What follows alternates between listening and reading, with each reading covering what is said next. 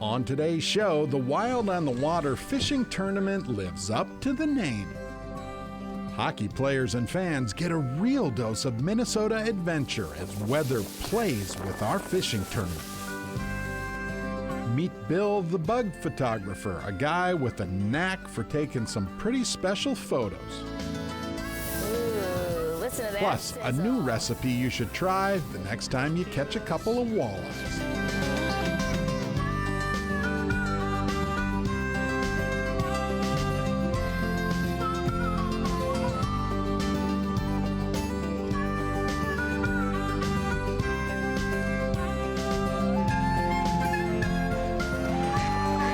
Minnesota Bound, presented by Connecticut Water Treatment Systems. Hey everybody, Bill and I welcome you to Minnesota Bound. Every summer, we team up with the Minnesota Wild for a friendly sort of fishing tournament. Fans get a chance to fish with their favorite players and coaches while raising money for Minnesota Wild charities. But last summer's event truly defined the name, Wild on the Water. The name tells this story. A friendly fishing tournament where hockey fans first meet their Minnesota Wild heroes. Coaches and players present and past. Who knew such a colorful Mille Lacs Lake charity event could also be so wild?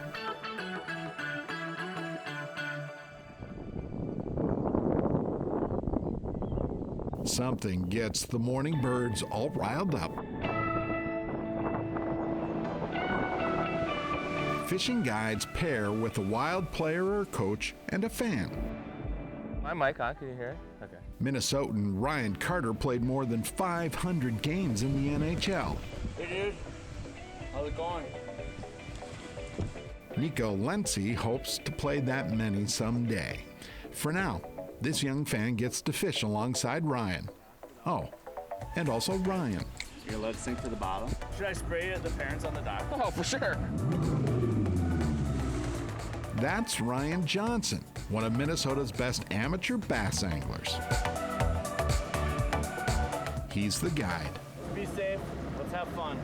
Let's be safe, but most importantly, let's win. Here we go. A breeze-infused bass boat ride offers Nico new sensations. And maybe a bit of anxiety, too. Can't blame him fishing with these guys.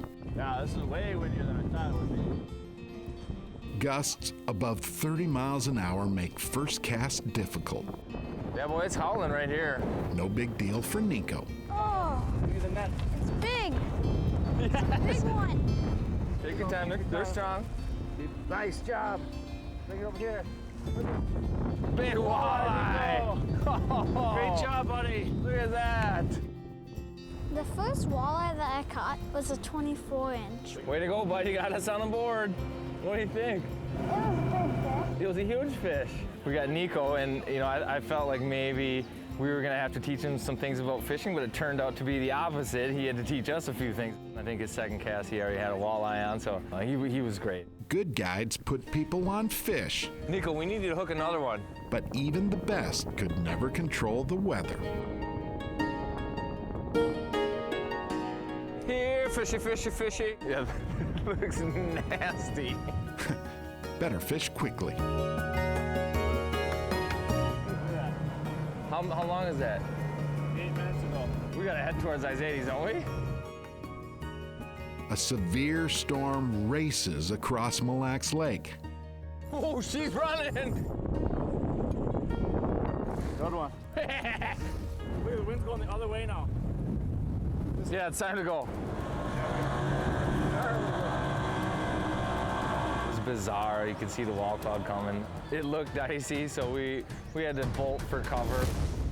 Which comes in a small, safe harbor. Holy cow! This is insane. Sometimes bad weather cuts good fishing short. North is that way. Is that right? Anglers ride out the weather in darkness. Although excitement eventually gets old, even for a kid. Now the bay is a lot calm. There's no waves. A small window of clear weather gives teams one chance to fish. I think that it's just fun to catch fish and stuff. And it's relaxing. Nico won't wait long. Great job, Nico. Ooh, another walleye, bud. Atta boy! Hey, way to go, bud. Nico. Feels like a smallie too. You finally caught one. Nice carp. Dream fishing trips never last forever. Today's tournament might be more about the story. The best fishing trips always are. You were the best fisherman. Yeah. Oh, you caught the first one, yeah. I caught two. Awesome. Especially when they earn the title, Wild on the Water.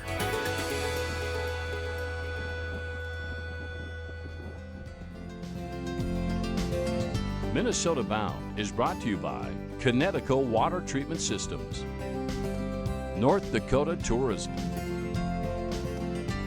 Star Bank, and by All Seasons Garage Door.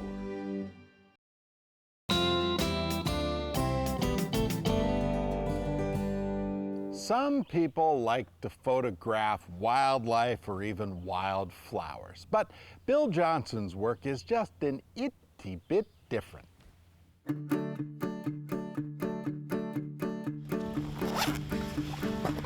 My main lens that I'm working with is a 100mm lens. I can control either one of these independently. Bill Johnson clocks in. Full power down to, I think it's 250th of a power. Bill heads out to find a subject for today's shoot.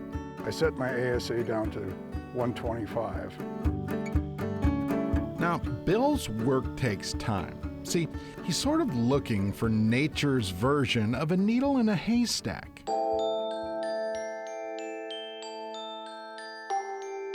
Basically, when I'm moving in close to these things, I wind up holding my breath to sort of stop my movement. And I feel a lot of times I've been holding my breath for maybe a third of my lifetime. Bill made a name for himself as the best in the bug photography business, and not just in Minnesota, but around the globe. Specializing in close-up, I mean really close-up photography, what the pros call macro photography. I'm gonna see if I can get really close to this guy.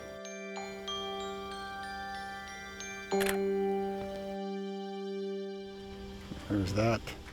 I think I was probably about 5 years old and I was in my grandmother's garden. I saw something fly into a flower.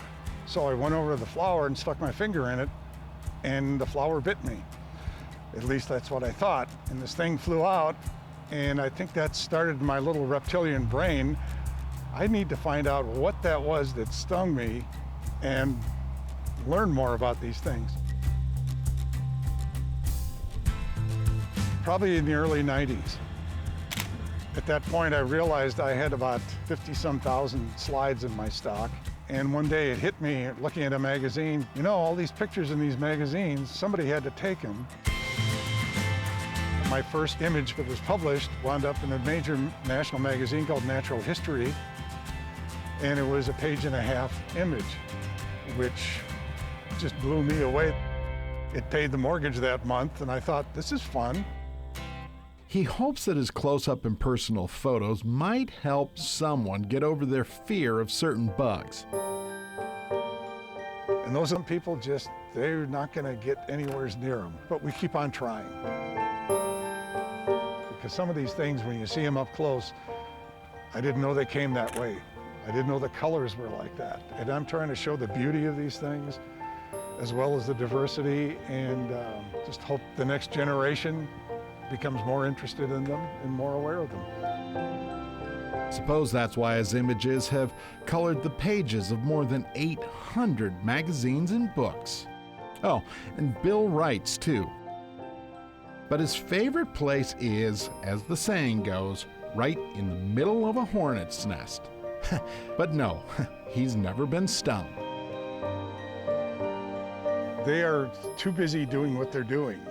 And in doing this kind of work, be real still, move slowly, don't wave your hands in the air and don't, try to create a commotion.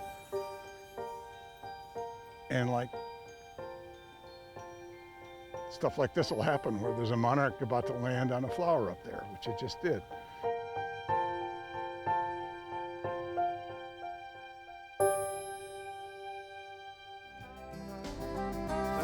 Wow! Still ahead, a twist for your next fish fry. And later, a Minnesota-bound classic all about nature's Pied Piper.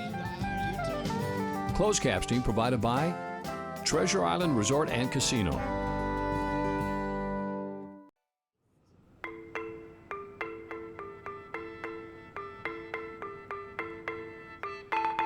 Hi everybody, today we're getting wild in the outdoor kitchen, and I'm here with Chef Jim Kinberg from Crave Restaurants. And Chef Jim, it looks like we are making a Minnesota favorite, which is walleye. Correct. We have some walleye today. We're in the heat of summer, so we're going to be keeping it kind of light. We're actually doing walleye lettuce wraps. We're going to give it a lot of flavor with one of my new favorite ingredients, spicy chili crisp. Laura, if you want to start with, we have some hoisin sauce over on the left, and we're just going to brush that kind of over each fillet. Generously or lightly? Moderately. Moderately, right in the middle. Right in the middle. And if you also notice too, I did leave the skin on this one because we're going to be grilling it, and that helps it from flaking apart. Next step, we're moving on to the spicy chili crisp. I have mixed in just a little bit of mayonnaise, and you're going to use that spoon and just kind of spread it across the top of that walleye, almost like a crust. So what's chili crisp? Is this something you got from a jar, or? It is. It's a byproduct of infused spicy chili oil. So all those chilies, the garlic, the ginger, the spices that they make that Asian chili oil with, when they strain that off, that's what's left behind. This smells so good, this paste. And last we have? I've chopped up some cilantro, and you're just gonna sprinkle that over the top. I love cilantro. Yeah, it really ties in well with the flavors. Look how beautiful this is, and we haven't even started to grill it yet.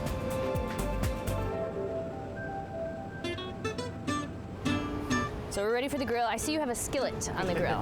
I do. This is, if tinfoil will work, I've got this cast iron plate. I like to use that with seafood. It works really well. It's almost like a plancha. Ooh, perfect. Listen to that sizzle. Saving the best for last. There you go. There we go. All right, has it been about 10 minutes? It has. I think these are about perfect. Yeah, those look great. Smell Looks even better. Amazing, and smells amazing.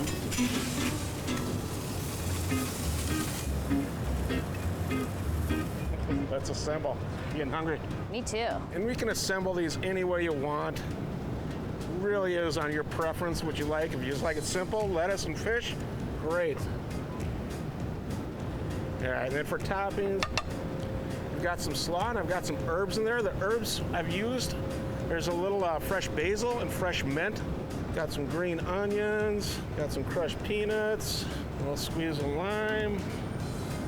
Last but not least, Here's a little peanut sauce, so a little coconut peanut sauce. All right. Well, the only other challenge is how to eat this without making a mess. I'm ready for a taste test, are you? Let's dive in. This is gonna be a messy one, Chef. Good luck. Oh my gosh. This is delicious. Okay. All right, for this recipe and more, remember, you can always go to mnbound.com/wildinthekitchen. And if you haven't had that much luck in the boat this summer, this recipe is available at Crave Restaurants, only it's made with chicken. So good, True. Chef Jim. Thank you. Woo. Those were certainly delicious. If you'd like to see a more detailed recipe, all of our Wild in the Kitchen recipes are on mnbound.com/wildinthekitchen. Straight ahead, today's Minnesota Bound Classic takes us way back to the days of Doug Wood. Minnesota Bound is brought to you by the Minnesota DNR, Pearson Salted Nut Roll, Coors Light, and by Totem Resorts, the premier destination for world-class fishing.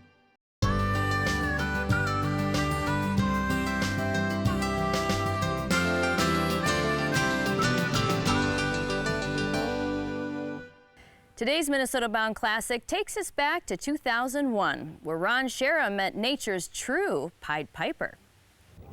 A canoe carries Doug Wood down the Mississippi River. But it's his words as a nature writer that leads Wood's readers vicariously along the same path.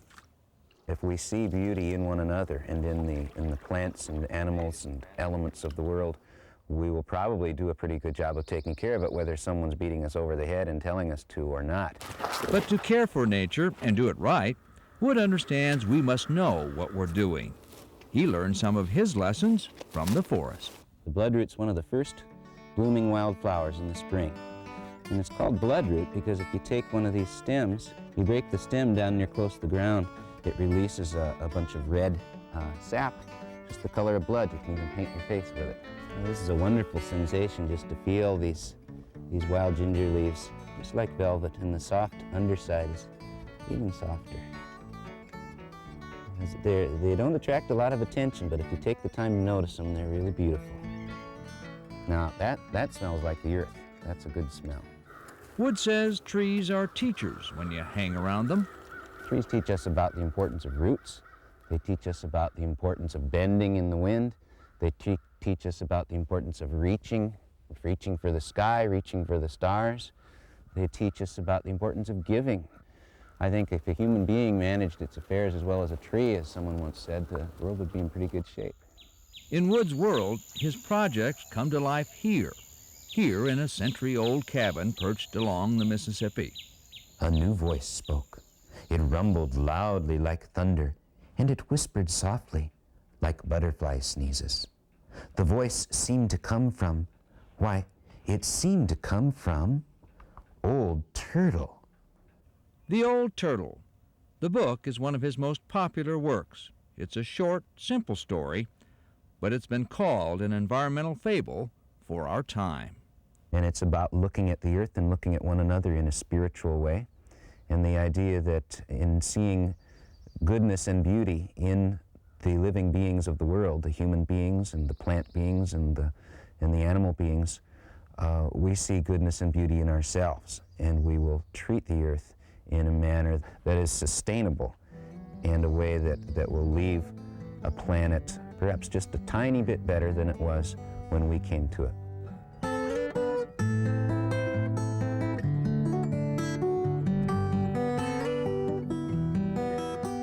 Wood also sings his nature lessons. A talented musician and composer, his songs remind us of our connections. Something about music communicates even when words don't.